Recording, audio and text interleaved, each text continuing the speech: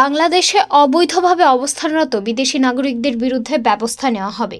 ৩১ জানুয়ারির পর থেকে তাদের বিরুদ্ধে ব্যবস্থা নেওয়া হবে বলে জানিয়েছে স্বরাষ্ট্র মন্ত্রণালয়। এই সময়ের মধ্যে বাংলাদেশে অবস্থানের বা কর্মরত থাকার প্রয়োজনীয় কাগজপত্র সহ বৈধতা অর্জনের জন্য অনুরোধ করা হয়েছে।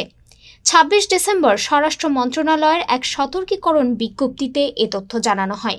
এতে বলা হয়, অনেক বিদেশি নাগরিক অবৈধভাবে বাংলাদেশে অবস্থান করছেন, কর্মরত রয়েছেন।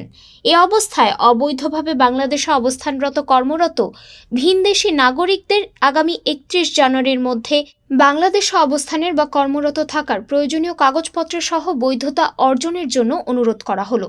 সংশ্লিষ্ট সব দপ্তর প্রতিষ্ঠানকে প্রয়োজনীয় সহযোগিতা প্রদানের জন্য অনুরোধ করেছে স্বরাষ্ট্র মন্ত্রণালয়। বিজ্ঞপ্তিতে জানানো হয়েছে, সময়সীমা অতিক্রান্ত হওয়ার পর অবৈধভাবে অবস্থানকারী এবং সংশ্লিষ্ট প্রতিষ্ঠানের বিরুদ্ধে আইনানুগ ব্যবস্থা নেওয়া হবে।